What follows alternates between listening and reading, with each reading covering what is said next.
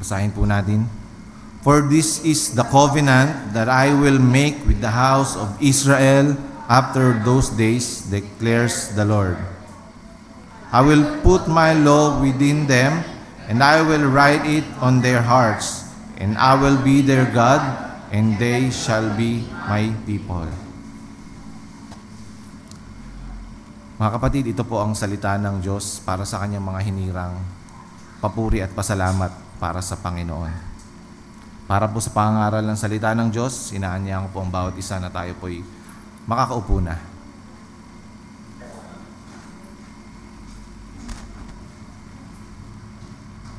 Ang salita po ng Panginoon sa umagang ito ay ihahatid po ng ating butihing pastor. Tinatawagan po natin si Pastor David Orbe.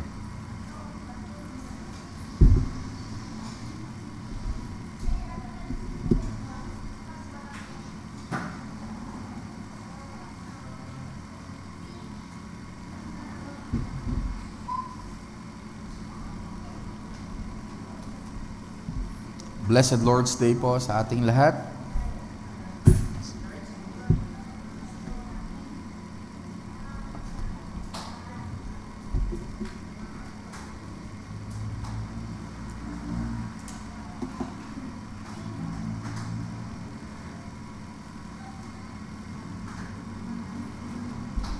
Kamusta po ang lahat? Okay naman po. Salamat sa Panginoon dahil sabi nga sa Juan, ang mabuting pastol o good shepherd ay nananalangin by name para sa atin. We are called by the good shepherd by our name. Amen po? Kilalang kilala. So ibig sabihin, kayo din po, personally, ay by name. Ipinapanalangin ko po bilang inyong under shepherd. No? Salamat sa Panginoon dahil alam nyo, yung iba sa inyo ay hindi nakadadalo at ngayon po ay nakadalo na. No? Yung iba naman ay nalilate at late na naman ulit po tayo. But by the grace of God, ang gusto ko pong sabihin, napakarami po nating mga sablay sa harapan ng Panginoon. Tama po? Kung pagbabatayan po ang holiness ng Panginoon, which is our topic for this morning, lahat po tayo ay matutupok sa harapan ng Panginoon. Lahat po tayo ay masusunog dahil po sa ating mga pagkukulang sa kanyang harapan. Napakabigat po ng ating pag-uusapan ngayon. Napag-usapan na po natin, sa totoo lang po, Jeremiah 31, 33a lang po ang pag-uusapan natin. Yung I am the Lord will make a covenant with Israel. Gusto ko pong ipakita sa inyo na napag-usapan na po natin, napag-aralan na natin, ang attributes ng Panginoon. Ang una pong napag-aralan po natin ay ang that God is the true God. Amen? The true and only God. Pangalawa, our God is a triune God. Trinidad na Diyos. At ang pangatlo ngayon po, pag-uusapan po natin is the God of holiness. Ang Panginoon ay banal. Hindi lang isa, pangalawa, tatlo. Banal, banal, banal. Alam niyo po, noong 1910, sa US, sa ganang history po ng Amerika, ang pinakamalaking wildfire sa US noong 1910, yung tinatawag nilang the Big Blowout. Blow up. Ito po ay sinunog yung maraming parts ng Idaho, Montana, tsaka Washington. Nag-consume siya ng 3 million acres of land. Tindi po itong sunog na ito. Pero may mas matindi po dyan. Yung worldwide, sa mundo, sa history, noong 1974 hanggang 1976, ay sa Australia, sa New South Wales, ang tinawag nila yung bushfires, no, wildfire doon, ay umabot po ng 289 million acres of land mass o 15% po ng Australia ang nasunog. At makikita po natin sa ito ay Dahil nga po syempre maraming mga dahon, maraming mga tuyong weeds, mga kahoy, na sa sobrang init po ay nagliyab po ang apoy at kumalat po. Alam nyo po ba, na po pwedeng tignan natin ang ating mga sarili na mga tuyong mga dahon at sanga, na kung tayo po ay dapuan ng apoy ng kabanalan ng Diyos, ay tayo po ay masusunog. Matutupok po tayo. At ngayong umagang ito, yan po ang ating pag-uusapan. Ano ba ang ibig sabihin ng banal na Diyos? Nandito pa rin po tayo sa Jeremiah 31:33. Ang pinaka-tema po natin is the covenant of grace, ang tipan ng biyaya. At ngayong umaga, ang title po ng ating pag-uusapan is the Holy Covenant of the Holy God. Matatagpuan pa rin po ito sa letter A lang o sa unang bahagi ng verse 33 ng chapter 31 ng Jeremiah. For this is the covenant that I will make with the house of Israel after those days, declares the Lord.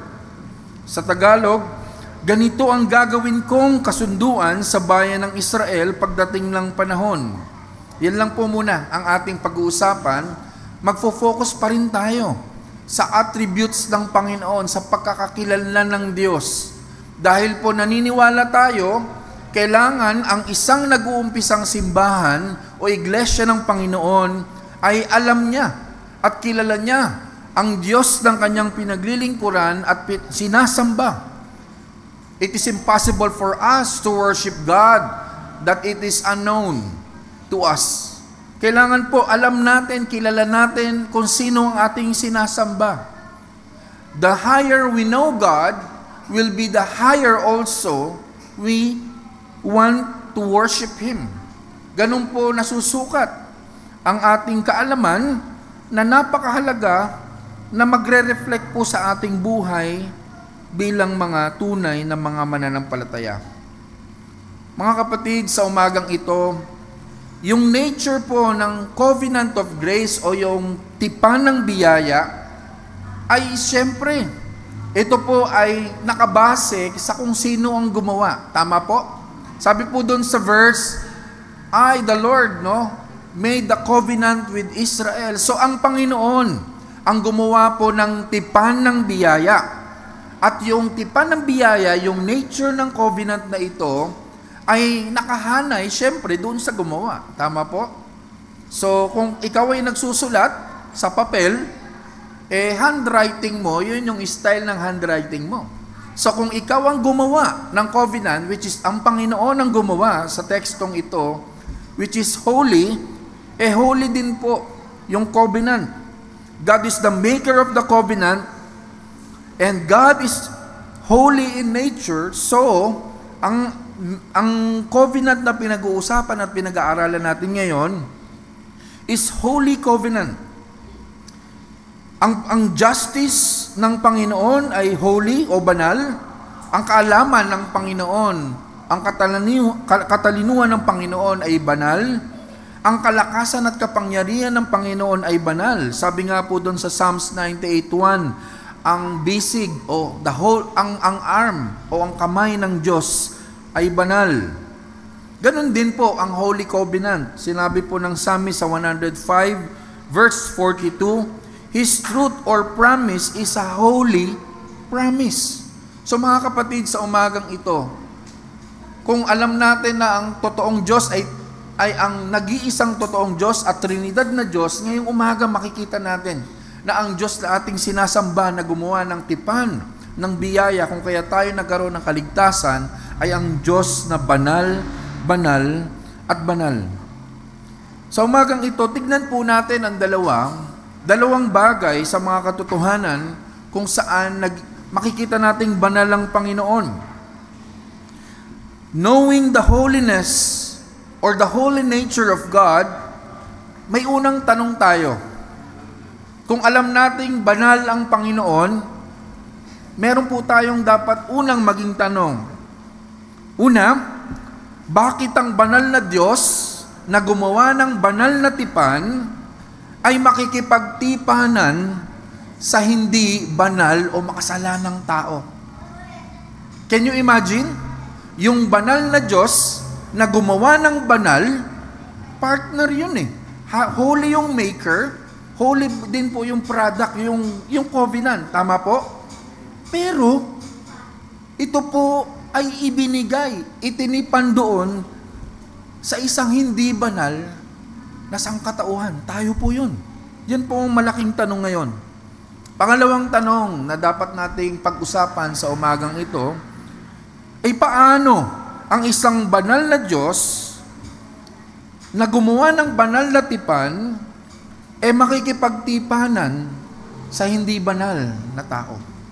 So dalawang bagay, tama po? Bakit? Bakit ang Panginoong banal ay makikipagbanal sa hindi mga banal? What is the reason? Pangalawa, paano? Paano nakipagtipan ang Panginoon sa ating mga hindi banal? Una, pag-usapan natin, why a holy God made a holy covenant with the unholy man? Bakit ang banal na Diyos ay nakipagtipanan ng banal na tipan sa mga hindi banal na tao? Ang sagot, to show that He is a God full of grace. Ang dahilan kung bakit ang ating Diyos na banal ay gumawa ng banal na tipan para sa ating mga hindi banal ay upang ipakita ng Diyos ang kanyang biyaya. Mga kapatid, sa umagang ito, alam natin na una pa lang sa Genesis chapter 3, man became unholy because of sin. Amen po? And the holy God hates sin. Ayaw ng Diyos, galit ang Diyos sa kasalanan, at hindi lang yon. Ayaw po ng banal na Diyos ang kasalanan, ayaw din ng banal na Diyos ang mga makasalanan. Yan po ang aming napag-usapan sa aming sharing time. Salamat sa Panginoon, for the first time ay nakarating po ako sa tahanan ni na Brother Abe. Tagal namin magkasama, nung isang araw lang ako nakarating. Pero po sa biyaya ng Panginoon, i-share ko sa kanya na ang sinasabi ng Psalms chapter 5 sa kabanalan ng Panginoon, galit ang Diyos sa mga kasalanan at sa mga magkakasala. In verse 4 and 5, Psalms chapter 5, verse 4 and 5, for you are not a God who delights in wickedness. Evil may not dwell with you. Verse 5, the boastful shall not stand before your eyes. You hate all evildoers. Verse 4, ayaw ng Diyos yung mga wickedness, unrighteousness, unholiness, mga kasalanan. Verse 5, ayaw ng Diyos, you hate all evildoers. Mga kapatid, sa umagang ito, napakabigat ng ating tema, na kung saan iilang mga simbahan na lamang ngayon ang nagsasabi, nagtuturo ng mga ganitong katotohanan. Ngunit dapat, ang bawat pahina po ng Biblia, mga kapatid, ay karapat dapat, all scripture are breathed by God, suited and suitable, helpful for the church to sanctify and grow and deeper in the knowledge of God. So tanong, ano ang dahilan ng Panginoon? Bakit siyang banal, gumawa ng banal na tipan, at nakikipagtipanan sa mga walang kabanal-banal, puro kasalanang tao? There is no reason for a holy God. Tandaan po natin, mga kapatid, there is no reason for a holy God to have covenant with sinners. Walang dahilan ang Panginoon para magkaroon siya ng agreement doon sa mga katulad nating mga makasalanan. Kung alam mong manloloko ang isang tao, makikipag-agreement ka ba? Ay, hindi, lolokohin lang ako niyan. Mga kapatid, ganun din. God is an all-knowing God that He knows na kapag nakipagtipan siya, masasayang lang ang agreement. Ang dami po sa barangay, mga kapatid, ang daming nasayang na mga mediation. Kasi pareho yung nag-usap mga kasalanan, parehong panig mga tao mga kasalanan, parehong lumalabag sa tipanan. So walang reason, wala pong rason kung bakit kailangan makipagtipan ng Diyos sa makasalanang tao. Pero mga kapatid, ito po ang biyaya ng salita ng Diyos. Ang totoo, there is more reason for a holy God to cast sinners into the lake of fire. Walang reason siya makipagtipanan sa atin dahil tayo makasalanan, pero napakarami niyang rason o dahilan upang tayo ay tupukin sa impyerno. Sinabi ni Pablo sa mga taga-Korinto sa kanyang pangalawang sulat, sa kapitulo 6, 14, 16, do not be unequally yoked with unbelievers. Ano ang partnership? For what partnership has righteousness with lawlessness? Ano ang partnership ng kabutihan, katwiraan doon sa kasamaan? Or what fellowship has light with darkness? Anong pinagsama? Anong hindi pwedeng magsama? Yung kadiliman tsaka sa kaliwanagan. Tama po? In verse 15, what accord has Christ with Belial? Or what portion does a believer shall with unbeliever? Anong dahilan ng isang mananampalataya kung siya ay makikitungo, makikisama sa hindi mananampalataya? Ano ang dahilan bakit si Kristong tunay na Diyos ay makikipagtipan o merong relasyon kay Belial na hindi tunay na Diyos?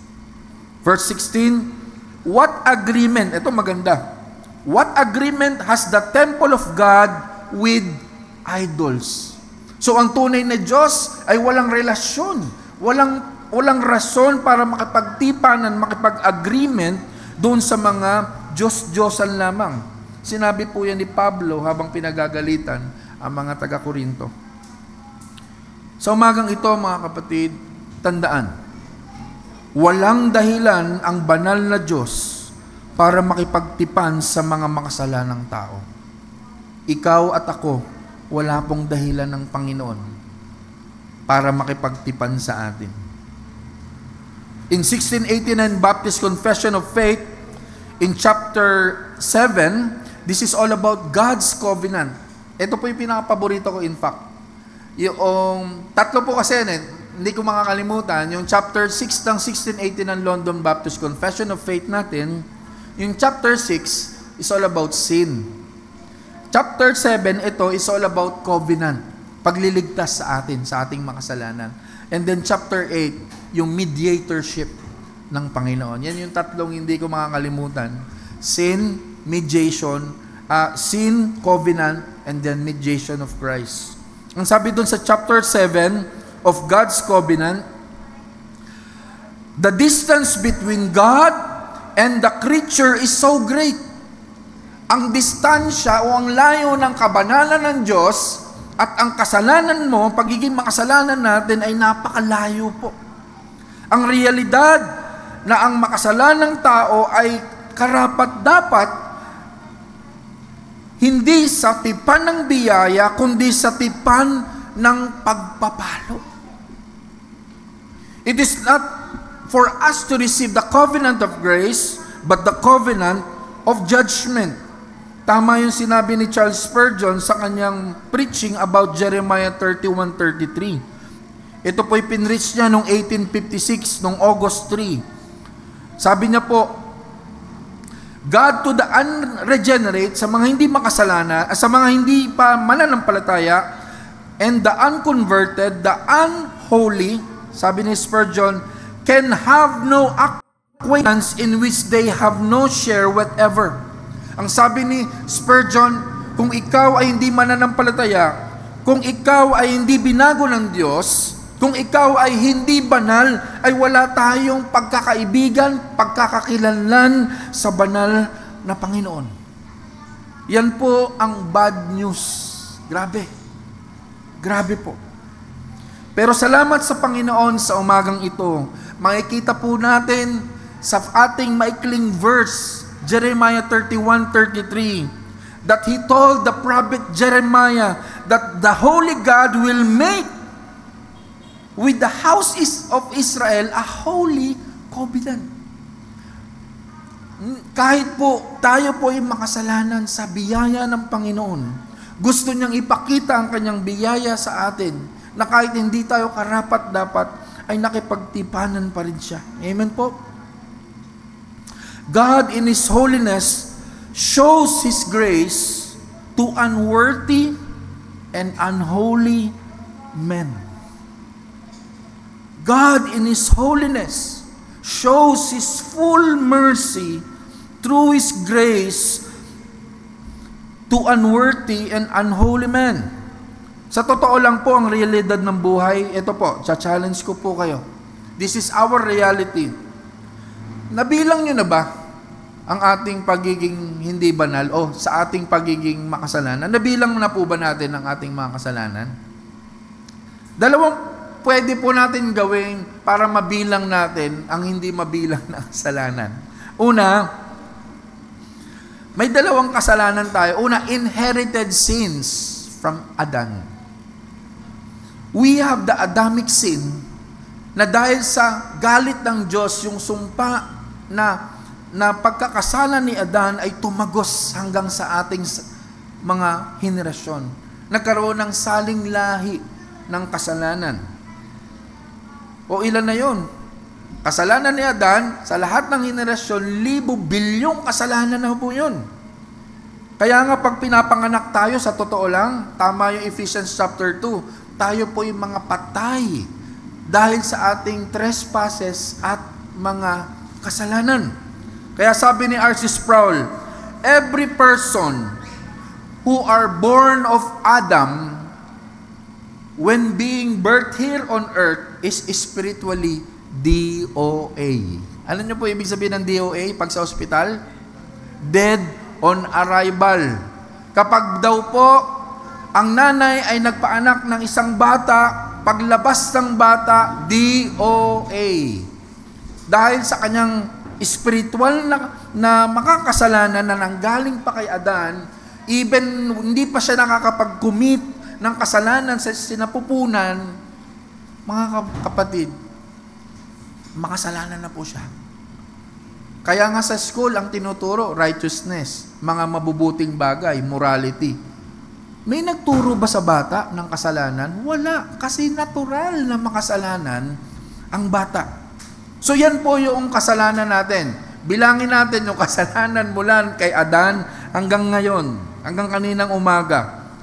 May isa pa tayong kasalanan. Yung mga mismong nagawa natin, mula po lang tayo ay naging tao na dito sa mundo hanggang ngayon. So can you imagine? Yung mga minana mong kasalanan, hanggang sa ating mga nagawa at magagawa pang kasalanan, ay hindi natin kayang bilangin po yung kasalanan. So ang katotohanan mga kapatid, our sins are too numerous to the omniscient God. Alam ng Diyos ang lahat. So alam ng Panginoon, yung Adamic sin mo, hanggang ikaw ay kung anong mga latest na sin mo o kasalanan mo, alam ng Diyos. Our sin are too obvious in the all-seeing eyes of our God. Di ba po?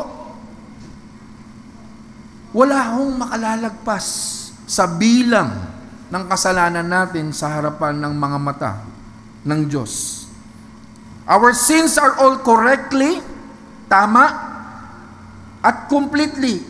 Walang sasablay, walang makakaligtaan ng Panginoon.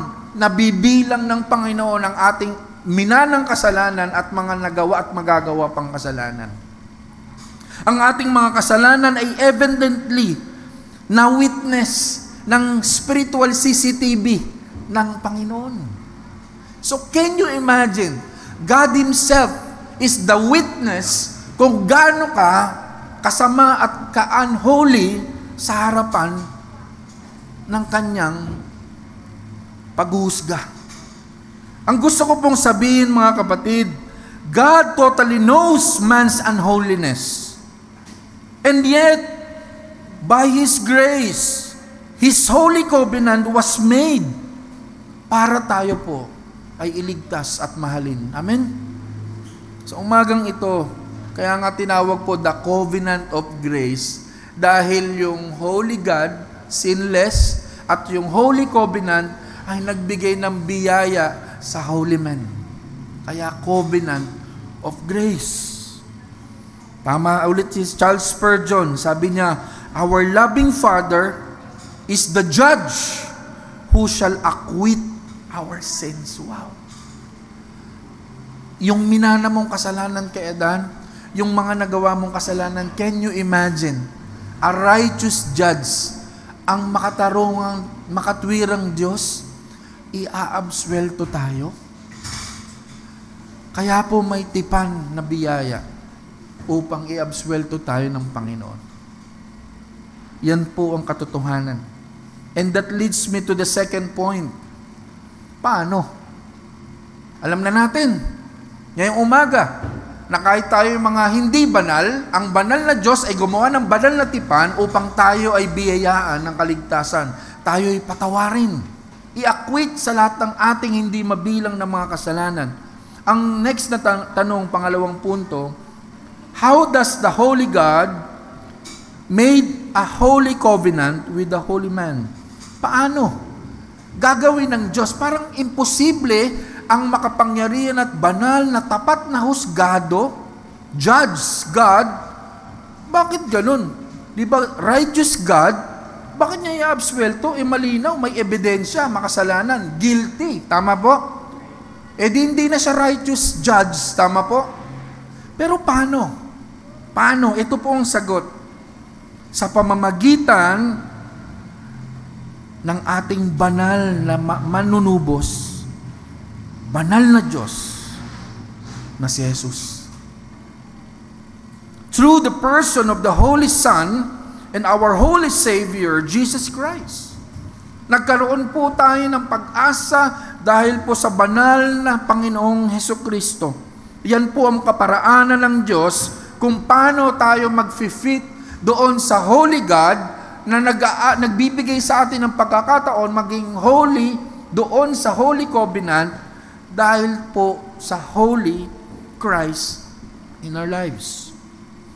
Mga kapatid, the covenant of God was made to save sinners from the wrath of God. Tandaan natin mali po yung mga turo ng ibang mga pastor. Kayo po ay manampalataya kay Kristo, humingi ng tawad sa Panginoon dahil kayo po ay slave na ni Satanas. Dahil sinner kayo, so slave kayo ni Satanas. In a way, tama yun, pero ang tipan ng biyaya, nililigtas tayo hindi kay Satanas, sa galit ng Diyos Ama. Yun po yung tamang turo.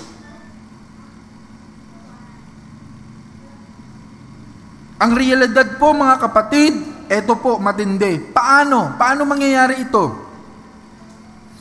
Paano tayo ililigtas ng Diyos na banal sa kanyang galit? Paano? Ang realidad, no one and nothing on earth and in the whole universe can help us save ourselves from the wrath of God. Yun ang problema.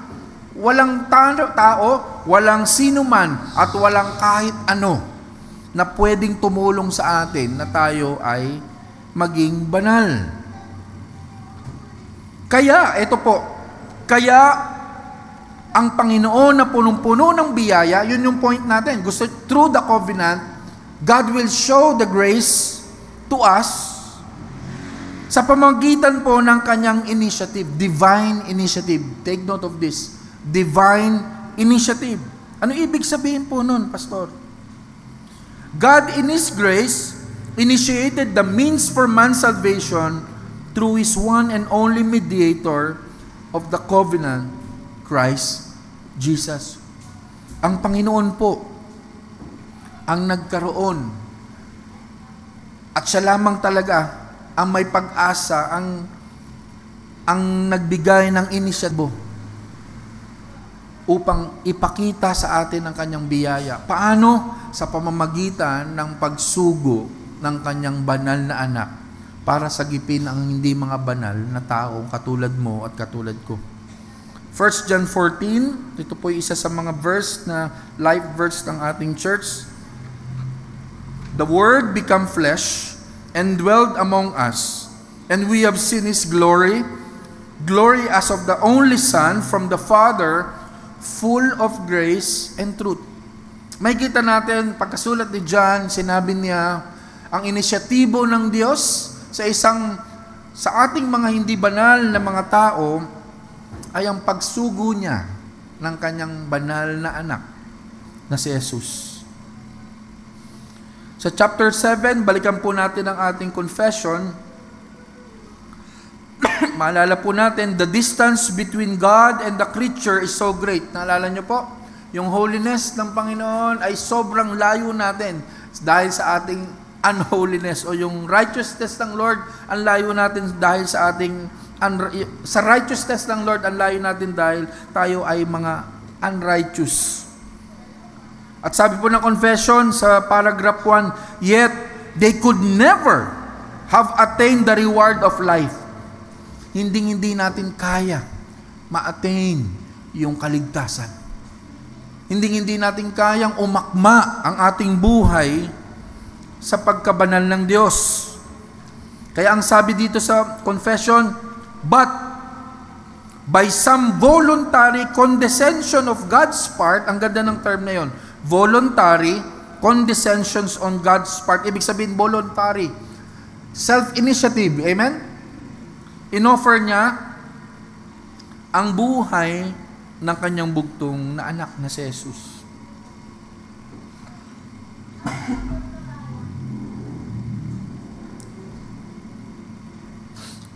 May sumunod na tanong.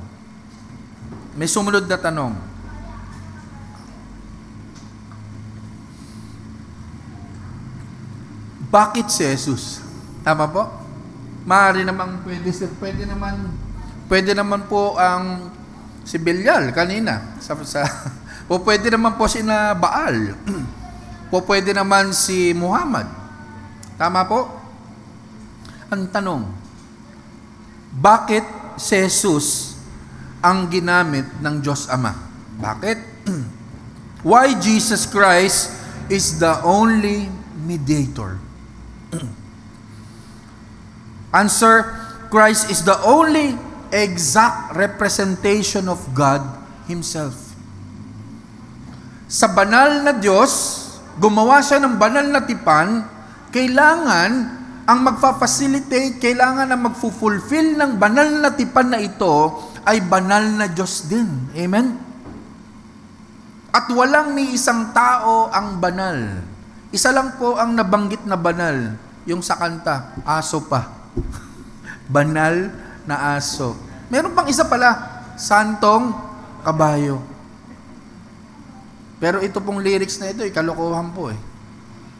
Pero mga kapatid, sa umagang ito, kailangan ang isang banal na Diyos upang mag-materialize ang banal na tipan para pabanalin tayong mga hindi banal, kailangan po banal din ang maging alay, magsakripisyo, at mag-mediate.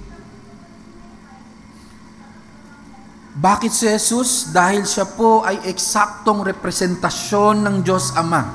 Sabi po sa Hebrews 1:3, Hebrews chapter 1 verse 3, and He is pertaining to Christ, the radiance of His glory and the exact representation of His nature. Hindi natin kilala ang Diyos Ama. Hindi natin alam ang kabanalan ng tipan. Pero sa biyaya ng Panginoon, ang Diyos ang nag-initiative na magpakilala siya sa pamamagitan ng Panginoong Hesukristo. Dalawang bagay ang pwedeng irepresenta ng Panginoong Hesus. Bakit siya ang exact representation ng Panginoon? Una, Christ is the exact representation of God's holiness. Pangalawa, Christ is the exact representation of God's grace. God is holy, the covenant is holy, and Christ is holy. God is full of grace, so Christ is also full of grace. Balikan natin yung John 1:14. And the Word became flesh and dwelled among us, and we have seen His glory, glory as of the only Son from the Father, full of grace. Ang punto po,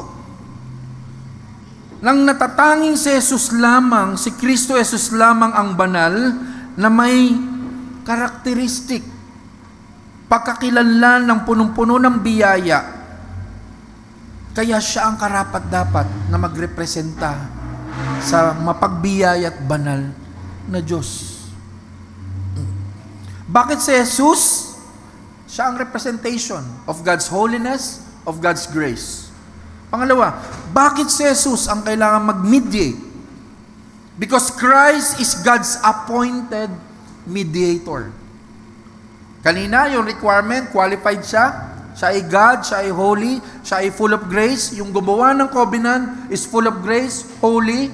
Kaya, pasado. Pwede. Kasi wala namang pwede. No? Pangalawa, bakit si Christ? Because Christ is the only appointed mediator to be the king and facilitator of the holy covenant of the holy God. The gracious God made the covenant of grace. He is also has the right to ordain kung sino yung gusto niyang mag-facilitate ng kanyang covenant. Amen po. And seeing all of us, sabi ng Revelation, none is worthy. And who is worthy? You are God in Christ Jesus. In Hebrews chapter 1:2, tignan natin. Ito paboritong verse ni Kibuloy. Hebrews 1:2. In the last days has spoken to us in His Son, when He appointed heir of all things, through whom also He made the world. Paborito ni Kibuloy ito. Anti-Kibuloy verse po ito. No? Wala pong ibang inappoint na Son of God ang Panginoon para i-fulfill yung tipan ng Diyos, kundi ang banal na Diyos sa katauhan ng ating Panginoong Jesucristo. Wala na pong iba. Wala pong ibang the appointed Son of God na Kibuloy. Walang ganon. Jesus lang po. Jesus. In 1 Timothy 2:5, sabi ni Pablo kay Timoteo, for there is one God. Ilang God? One. And there is one mediator. Ilang mediator? Sabi ni Paul. One. So walang iba. Between God and man, the man Christ Jesus. Amen? O ito naman, paborito naman ito ng mga Katoliko. 1 Timothy 2:5. Ang mediator kasi nila, Jesus Christ, amen, plus Mary, plus the saints, plus you, nagpepenitensya, by works yun, ang daming plus. Parang multivitamins. From A to zinc. Mga kapatid, malinaw ang sinabi ni Paul, that for there is one God, and there is one mediator between God and the holy man, only Christ Jesus. So yun po ang gusto kong pong sabihin. Bakit ang Diyos ay nakipagtipan sa atin? Wala namang rason dahil makasalanan tayo para ipakita ang kanyang biyaya. Paano? Sa pamamagitan ng kanyang bugtong na anak na si Jesus, na kung sino man ang manampalataya at magtiwala at humingi ng tawad sa kanya, ang kanyang dugo ay magiging malinis at tayo po ay magiging banal at last sa harapan ng Panginoon. Only Christ who is holy, only Christ who is full of grace, has the authority to mediate between the holy God and the holy man. Kanina, qualified siya.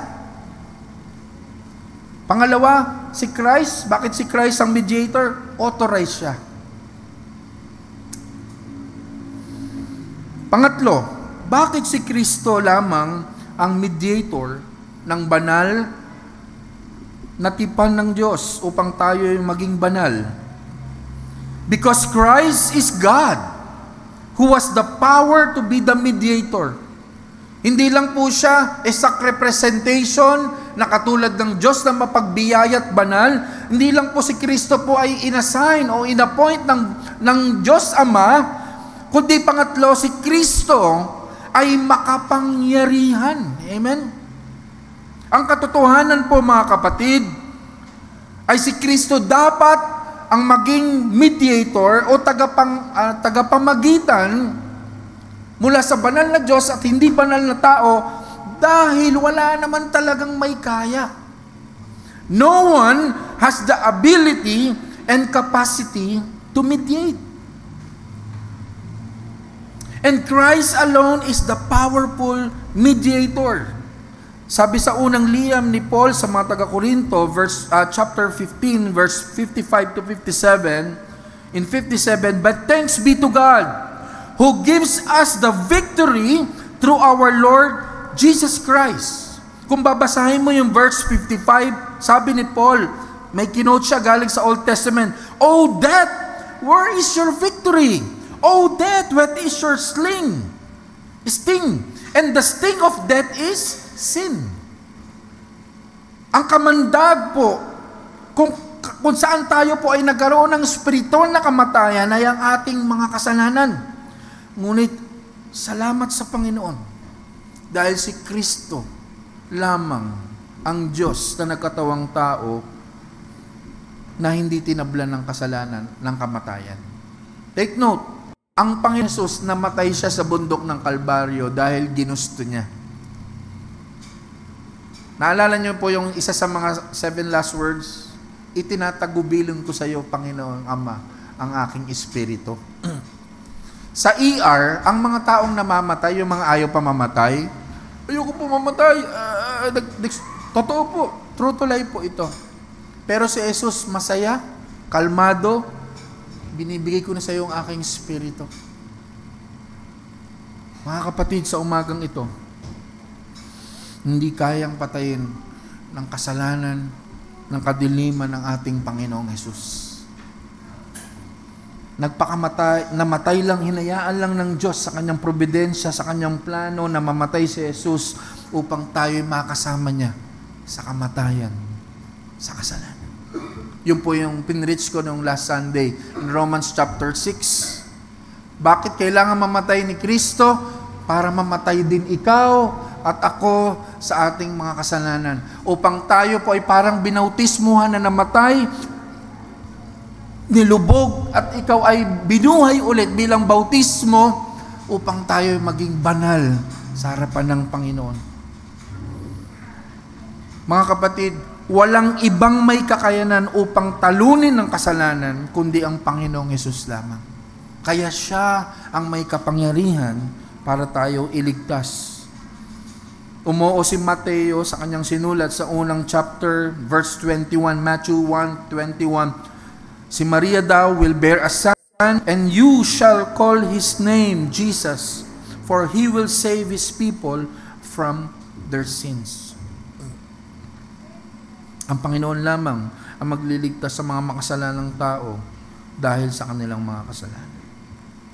The point is, only Christ, who is full of grace, who is holy, is not just qualified, not just authorized, but has the power to mediate. Meron siyang kapangyarihan upang i-fulfill ang kabanal-banalang tipan para sa ating lahat.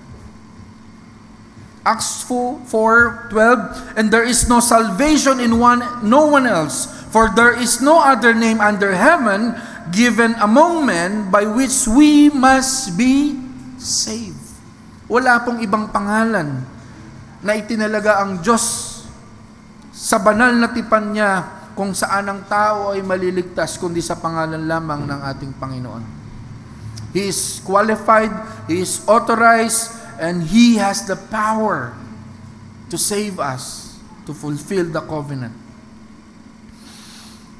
Mga kapatid, noong September 26, 2009, naalala niyo po, ano ba yung September 26, 2009? Undoy. Undoy po ito. Ang undoy po, nagpaulan. Ang bagyong ito, ng isang buwang usual na tubig, na ulan, in just 12 hours. 80% ng Metro Manila binaha. Ang nakakatawa, nakakaawa sa mga victim, pero matatawa ka in a sense. Nililigtas ng mga victim yung kanilang mga sarili dahil umaabot na rito, yung iba nasa bubong na. May isang victim na nakuhanan sa camera at na videohan, nililigtas niya ang kanyang sarili at hawak-hawak si Ave Maria, saka yung Santo Niño, hawak-hawak nila. Malulunod na tayo, doon tayo sa mataas. Sinisave niya yung kanyang Diyos-Diyos. Mga kapatid, yun ba ang gusto nating magligtas sa atin? Yun ba ang gusto nating Diyos? Na isasama pa tayong malulugmok doon sa kasalanan? Ang gusto nating Panginoon na hindi lang buhay na Diyos, totoong Diyos, banal na Diyos, qualified and authorized. Ang gusto po nating Diyos ay may kapangyarihan tayong iligtas upang tayo maging banal sa harapan ng Panginoon. Mga kapatid, no Christ, no grace. No grace, no covenant. No covenant, no salvation. But praise be to God, Christ is the mediator who is the exact representation of God. He has the holiness of God. He has the grace of God. He was crucified and authorized to be the mediator of God. Christ is the powerful mediator to save us from our sins. Ang malaking huling tanong kayo kung ngayong umagang ito, ano ngayon? Ano ngayon kung ang Diyos nagbigay ng tipan? Ano ngayon? Ano ba ang aplikasyon nito sa ating mga buhay? Una, ang katotohanan ito para sa mga hindi Kristiyano. Ang katotohanan po na ang banal na Diyos ay nakipagtipan ng kanyang banal na tipan sa mga banal na tao ay para tayo ay magkaroon ng biyaya ng kaligtasan. Ang tanong po, kung ikaw ngayon ay wala pa kay Kristo, hindi ka banal. Kung ang sagot mo ay oo. Kung wala ako kay Kristo, ang sagot, opo, ibig sabihin, hindi ka banal sa harapan niya. Saan po ba pupunta ang hindi mga banal na tao? Doon sa lugar, sa paraiso ng kasalanan. Yun po ay ang impyerno.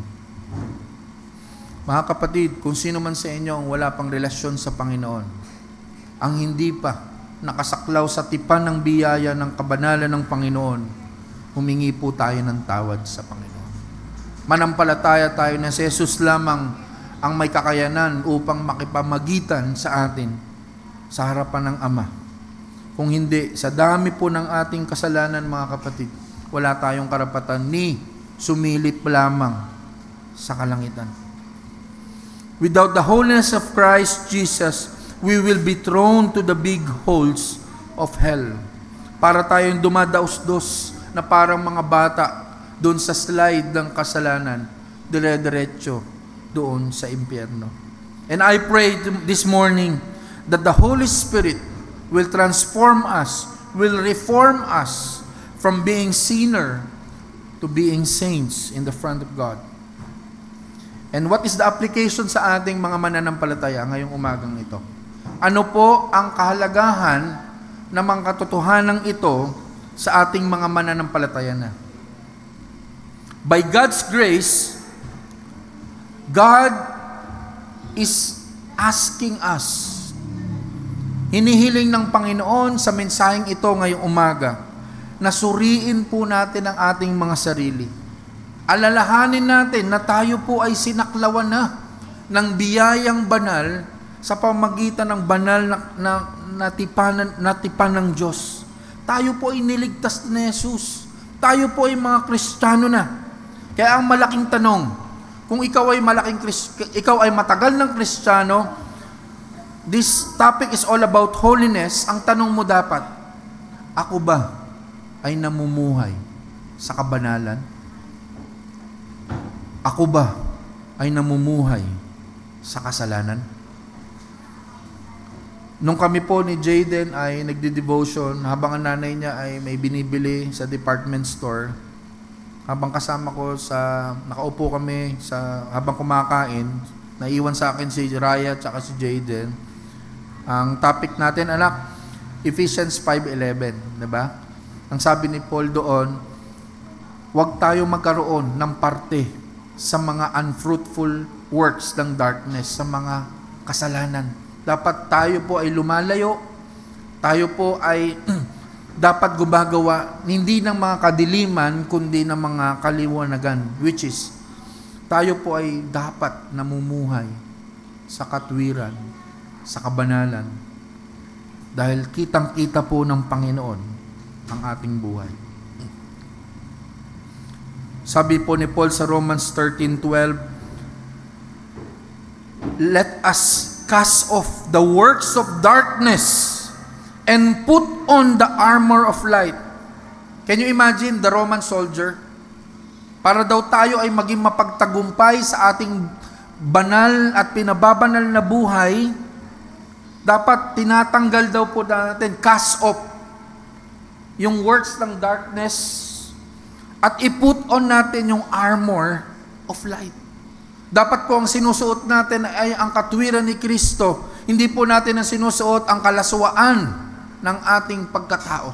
Hindi natin sinusuot ang mga kasalanang tinatago na alam naman natin na kitang-kita yan ng Panginoon. Kaya ang aking panawagan, mga kapatid, hindi sapat ang umupo tayo ngayon sa simbahang ito. Hindi sapat ang makinig ka sa kabanalan ng mga katotohanan ito. Ang kasapatan ay gawin mo sa tulong ng banal na Espiritu na ang iyong buhay, kung ikaw ay tunay na mananampalataya, ay mamuhay po tayo ng mayroong kabanalan. Ang masakit po, ang karamihan po ng mga simbahan ngayon ay tumataguyod upang magparami ng mga members. Pero mga kapatid, ang totoong biblikal na simbahan, kung gusto mong pumasok doon sa tunay na iglesia ng Panginoon, kung ikaw ay may kasalanan na hindi ka makakapasok, unless magpasakop ka sa disiplina ng banal na tipanan. Amen? Church, ito pong gusto kong iiwan sa inyo. The true reformation in the church is not having reform-like pulpits. Wow, parang pang 1685, Charles Spurgeon. Makaluma, orthodox yung pulpito. Ang totoong reformasyon ay hindi nakikita sa activity ng church. Hindi nakikita dahil para kang banal na mga Baptist hindi pumapalakpak. Ang totoong reformation ay hindi nakikita dahil lahat ay umaattend ka sa mga conferences ng pastor, sa mga reform conferences. Hindi po nakikita ang tunay na reformation sa church kung ikaw ang pinopost mo, puro John Calvin, Martin Luther. Hindi po nakikita sa ganda ng church. Hindi po nakikita doon sa kabanal-banalan, formal, halos di tumatawang liturgy ng napakabanal naman ng program nila. Hindi po sukatan ng totoong reformasyon ng simbahan ng mga bagay na ito.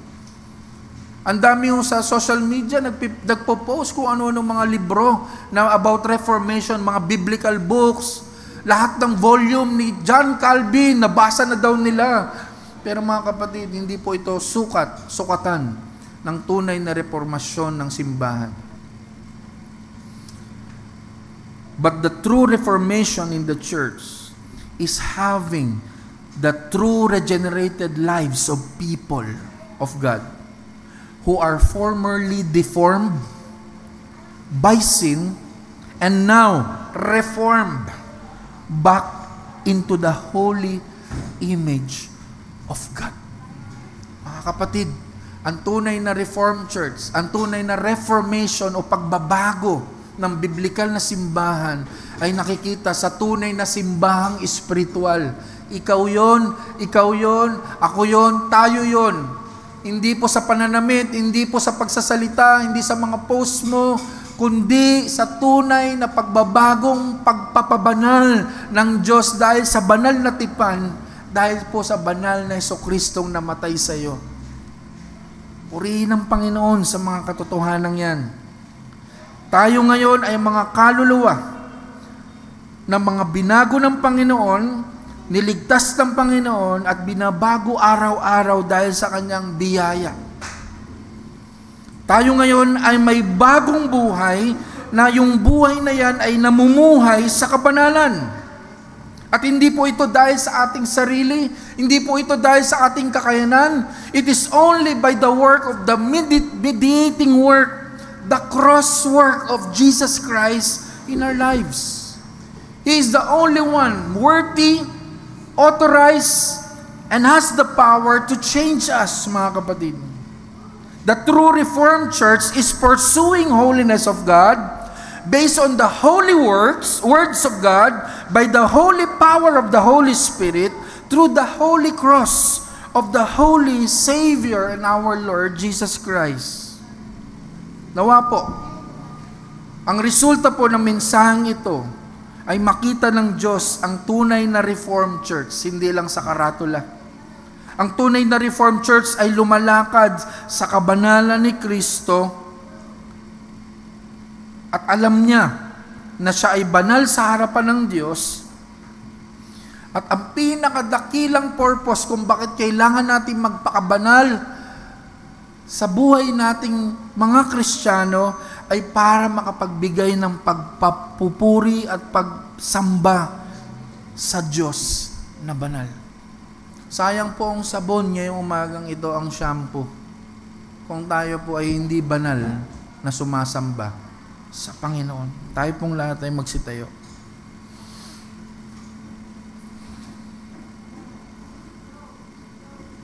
The holy covenant of the holy God for the unholy man.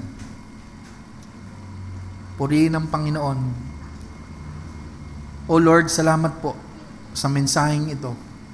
Alam namin, wala po kayong rason upang makipagtipan sa amin.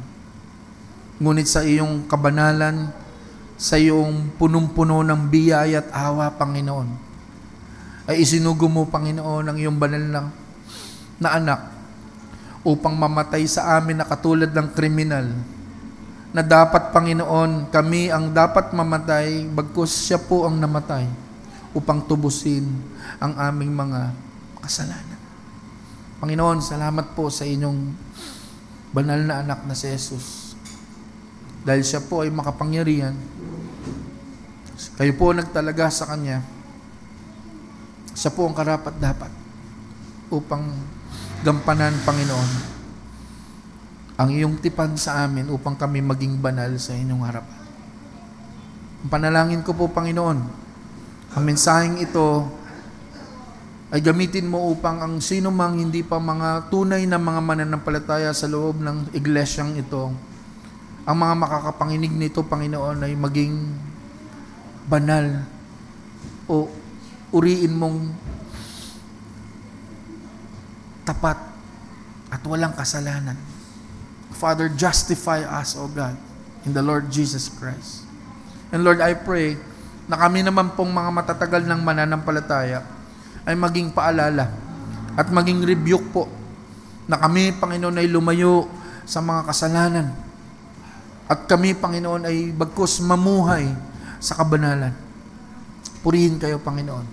Dahil ang aming kabanalan, Panginoon, ay alam namin, makakapagbigay ng papuri at kaluwalhatian sa iyong kabanal-banalan